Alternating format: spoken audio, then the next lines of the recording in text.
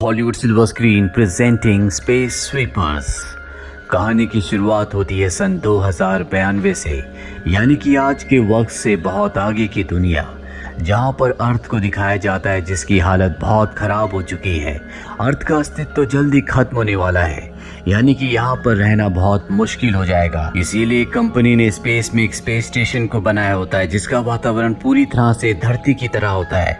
इस space station को बनाने के लिए धरती के बहुत सारे रिसोर्सेज का इस्तेमाल किया गया है, लेकिन यहाँ पर सिर्फ अमीर आदमी रह सकते हैं।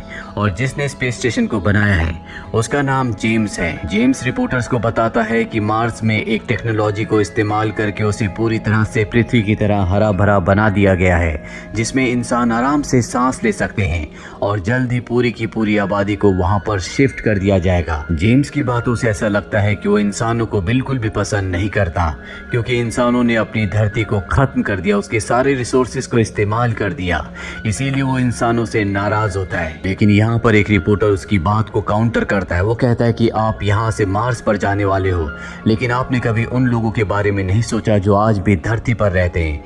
दरअसल 90% जनसंख्या अब भी धरती पर है, जो जल्दी वातावरण के खत्म होने के साथ खुद भी पूरी तरह से मिट जाएगी। वहीं हमें स्पेस स्टेशन के चारों तरफ एक टीम को दिखाया जाता है जो स्पेस स्टेशन से निकले हुए मलबे को साफ करती है।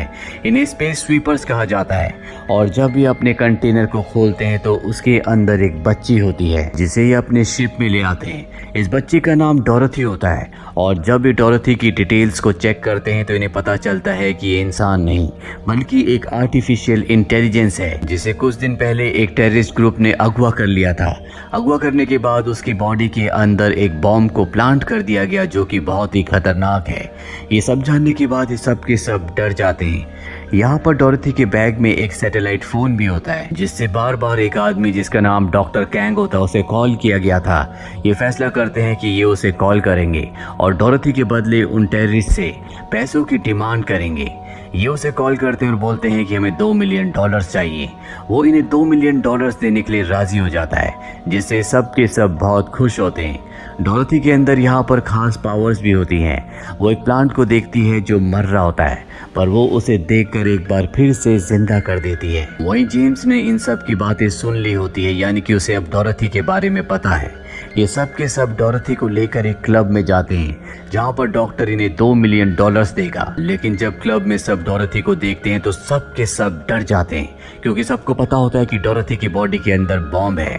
जेम्स के लोग भी यहाँ पहुंच जाते हैं, जो डोरथी को पकड़कर अपने साथ ले जाना चाहते हैं। और जिन 4 स्पेस स्वीपर्स को डोरथी मिली थी उनमें से एक का नाम किम होता है। वो डोरथी को बचाकर अपने साथ यहाँ से निकाल कर ले जाता है। वहीं जेम्स को दिखाया जाता है जो एक मीटिंग में होता है। जब उसे इस बात का पता चलता है तो उसे बहुत गुस्सा आता है। साथ ही यहाँ पर हमें ये भी पता चलता है कि मार्स में किस तरह से इन्होंने पेड़ पौधों को उगाया है। दरअसल इस टेक्नोलॉजी को नैनोपॉड्स कहा जाता है, जिसकी मदद से पेड़ पौधों को सुपर प्लांट्स बनाया जा सकता है, यानी कि मार्स में उसी की मिट्टी और वातावरण के अनुकूल पेड़ पौधे वहाँ पर फलते फूलते हैं। दूसरी तरफ किम और उसके साथी डोरथी का ध्यान रख रहे होते हैं। किम का एक साथी डोरथी से बहुत प्यार करता है, वो उसके बहुत करीब रहता है, जबकि किम उससे हमेशा दूर रहता है। उनके पास एक फीमेल रोबोट भी होती है जो डोरथी का मेकअप कर रही होती है, और वो डोरथी को किम के बारे में बताती है। वो कहती है कि बहुत सालों पहले किम यहाँ पर एक स्पेस गार्ड था, जो स्पेस स्टेशन में इलीगल तरीके से आने वाले लोगों को मारा करता था। एक बार जब वो कुछ लोगों को मारता है तो वहाँ पर उसे एक बच्ची मिलती है, जिसे देखकर उसके दिल में उसके लिए प्यार और दया का भाव जाग उठता है। वो तय करता है कि वो उस बच्ची को पालेगा, वो उसका ध्यान रखना शुरू कर देता है। लेकिन जल्दी उसे पता चलता है कि तेज नॉइस के कारण उसके सुनने की शक्ति जा चुकी है, जिसका कारण वो खुद था। इसीलिए उसने हमेशा के लिए स्पेस गार्ड का काम छोड़ दिया, क्योंकि अब वो किसी को नहीं मारना चाहता था। पर इसके बाद उसे खाने पीने पैसों की बहुत तकलीफ होना शुरू हो गई। और एक दिन जब बच्ची मार्केट में होती है तो स्पेस स्टेशन का बहुत सारा मलबा उस जगह पर गिर जाता है, जिस वजह से वो बच्ची हमेशा के लिए खो गई। किम उस बच्ची से बहुत प्यार करता है, इसीलिए वो उसे ढूंढना चाहता था। वो लॉस्ट एंड फाउंड डिपार्टमेंट में जाता है, लेकिन उससे बहुत सारे पैसे मांगे जाते हैं, तभी बच्ची को ढूंढा जाएगा। और उसके पास 3 साल है। 3 साल में अगर उसने पैसे नहीं दिए तो शिप का जितना भी मलबा फैला गया है उस मलबे को बच्ची के साथ कहीं दूसरी जगह फेंक दिया जाएगा। इसीलिए किम को पैसों की जरूरत है, इसीलिए उसने डोरथी के बदले डॉक्टर से पैसों की डिमांड की थी। इसीलिए वो डोरथी के पास नहीं जाता क्योंकि वो किसी से भी कनेक्ट नहीं होना चाहता। वहीं दूसरी तरफ हमें जेम्स को दिखाया जाता है जिसके पास वो रिपोर्टर अब भी होता है जिसने उससे सवाल पूछे थे। वो उसे बताता है कि जब मैं अर्थ पर था तो एक टेररिस्ट ग्रुप ने मेरे पूरे परिवार को मार दिया था, जिसके बाद मैंने तय किया कि मैं अर्थ को एक अच्छा प्लेस यानी कि बेटर प्लेस बनाऊंगा, उसका पूरा कंट्रोल अपने पास रखूंगा। मुझे धरती की और मार्स की कंडीशन से कोई फर्क नहीं पड़ता। साथ ही उसने जो स्पेस स्टेशन बनाया होता है ये धरती के रिसोर्सेज यूज करके ही बनाया होता है, जिसमें बहुत ज्यादा रिसोर्सेज लगे होते हैं और धरती की जो आज हालत है उसकी हालत का कहीं ना कहीं वो भी कुछ हद तक जिम्मेदार है। इसके बाद वो रिपोर्टर को मार देता है। वहीं दिखाया जाता है कि डोरथी को पकड़ने के लिए एक आदमी आता, उसे अपने साथ ले जाता है, लेकिन तभी किम और उसका साथी उसे बचा लेते हैं। दरअसल ये टेररिस्ट ग्रुप का एक मेंबर है जो इन सब को डोरथी के बारे में बताता है कि वो आर्टिफिशियल इंटेलिजेंस नहीं है बल्कि वो एक इंसान है। उसके पिता एक डॉक्टर, एक साइंटिस्ट हैं जो कि नैनोबायोटिक पर काम करते हैं। जब डोरथी पैदा हुई थी तो उसे एक बीमारी थी जिसकी वजह से उसका पूरा नर्वस सिस्टम पूरी तरह से डैमेज हो गया था। वो बोल भी नहीं पाती थी, इसीलिए उसके पिता ने उसकी बॉडी में नैनोबायोटिक को इंजेक्ट कर दिया, जिसके बाद वो पूरी तरह से ठीक हो गई। साथ ही उसके अंदर बहुत सारी शक्तियां आ गई जिससे वो दूसरे नैनोबायोटिक से बात कर सकती है जो पेड़ पौधों के अंदर होता है। पर जब ये बात जेम्स को पता चली तो उसने डोरथी की मदद से पूरे मार्स प्लेनेट को हरा भरा कर दिया। उसी की वजह से मार्स प्लेनेट आज हरा भरा है। अगर वो चाहता तो वो अर्थ पर भी ऐसा कर सकता था, लेकिन उसने ऐसा नहीं किया। वो ये भी बताता है कि मैं किसी टेररिस्ट ग्रुप का हिस्सा नहीं हूँ बल्कि हम सब इन्वायरमेंटलिस्ट थे। जब हमने जेम्स से सवाल पूछे कि उसने अर्थ को हरा भरा क्यों नहीं किया तो वो हमारे खिलाफ हो गया। उसने मीडिया के जरिए हम सबको टेररिस्ट घोषित कर दिया और अब वो हमें मारना चाहता है। एक बार अगर उसका मार्स का मिशन पूरा हो गया तो वो अर्थ को पूरी तरह से मिटा देगा।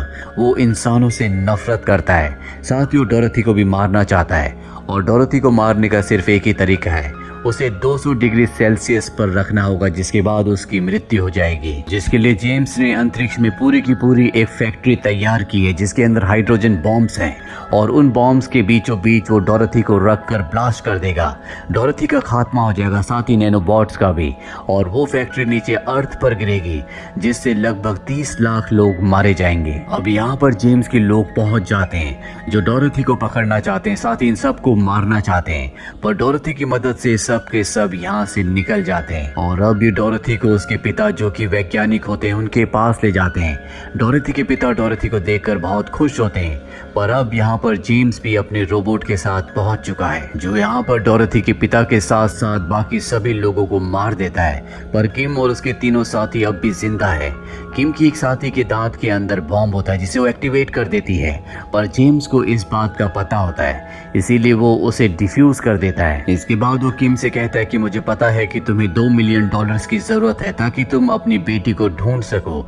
मैं तुम्हें $2 मिलियन दूंगा, पर डोरथी को तुम्हें मेरे हवाले करना होगा। किम अपनी बेटी को किसी भी कीमत पर ढूंढना चाहता है, इसीलिए वो उसकी इस शर्त को एक्सेप्ट कर लेता है और डोरथी को उसके हवाले कर देता है। पर किम के जो 3 साथी होते हैं वो पैसे लेने से इनकार कर देते हैं क्योंकि वो जानते हैं कि ये गलत है, उन्हें किसी भी कीमत पर डोरथी को बचाना चाहिए। पर किम अपनी बेटी को ढूंढने के लिए पैसे लेकर लॉस्ट एंड फाउंड डिपार्टमेंट जाता है जहां पर उन्हें अब उसकी बेटी का कुछ सामान मिल गया होता है। वो अपनी बेटी की एक नोटबुक देखता है जिसमें उसकी बेटी ने लिखा होता है कि मेरे पापा इस दुनिया के सबसे अच्छे इंसान हैं, वो हमेशा दूसरों की मदद करते हैं, कभी कोई गलत काम नहीं करते और मैं भी एक दिन उनकी तरह बनना चाहूंगी। ये पढ़ने के बाद किम की आंखों में आंसू आ जाते हैं और वो वापस अपने साथियों के पास आ जाता है और तय करता है कि वो किसी भी कीमत पर डोरथी को बचाएगा। ये सब के सब उस फैक्ट्री में पहुंच जाते हैं जहां पर हाइड्रोजन बॉम्ब है जिसके फटने के बाद डोरथी के साथ साथ अर्थ पर भी 30 लाख लोग मारे जाएंगे। बॉम्ब एक्टिवेट हो चुका होता है और इसे डीएक्टिवेट करने का कोई भी तरीका नहीं है और इससे जो वेव्स निकलेंगी वो 5000 के एरिया के रेडियस में फैल फैल जाएंगे और सारे नैनोबोट्स मारे जाएंगे। और एक बार अगर नैनोबोट्स खत्म हो गए तो डोरेथी के अंदर जो नैनोबोट्स को इंजेक्ट किया गया है वो भी पूरी तरह से खत्म हो जाएंगे, जिससे डोरेथी की मौत हो जाएगी।